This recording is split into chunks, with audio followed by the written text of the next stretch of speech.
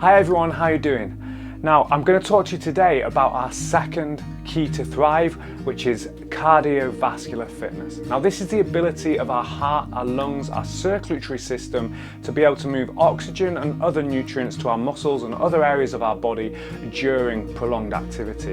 Example of that would be during exercise. Now, it's really important that we include cardiovascular fitness, our cardiovascular workouts into our plan each week to make sure that we can stay fit and healthy. Now, some of the benefits of cardiovascular exercise are obviously preventing things like heart disease, but also strokes, diabetes is another one, and also it helps prevent some cancers as well.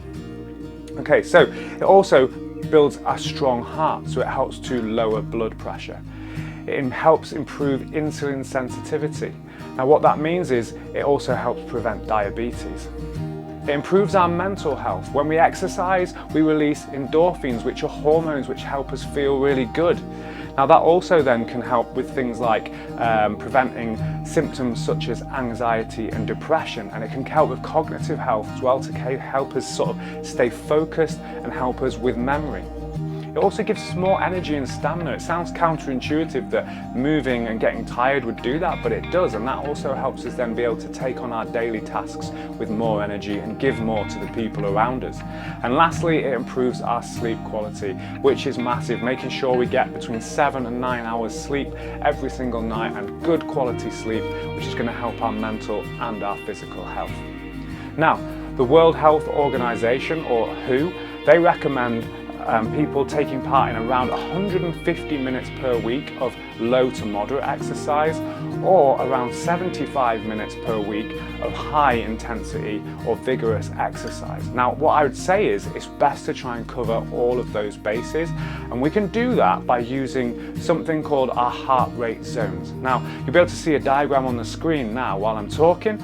This is a brief explanation of what heart rate zones are. Now, it's a generic chart, so bear in mind if you're extremely fit, your heart rate, your max heart rate might be a little bit higher than this, or if you're very underactive and haven't really done any cardiovascular fitness, it might be a little bit lower. But this is a really good kind of benchmark to start to get an idea about your heart rate zones.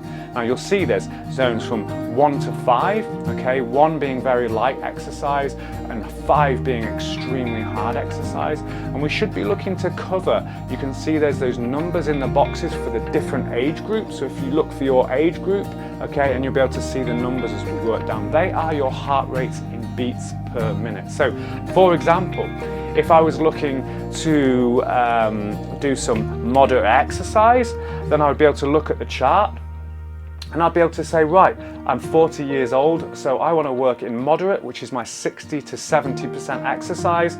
Therefore, I want to be between 102 beats per minute and 119 beats per minute. And I'm going to do that moderate exercise for 20 minutes, for example. Or I might say, okay, this session, I want to work in my higher heart rate zone. I don't really necessarily want to do that for too long a period. This can also be bad for our heart. We don't want to be really working at max intensity.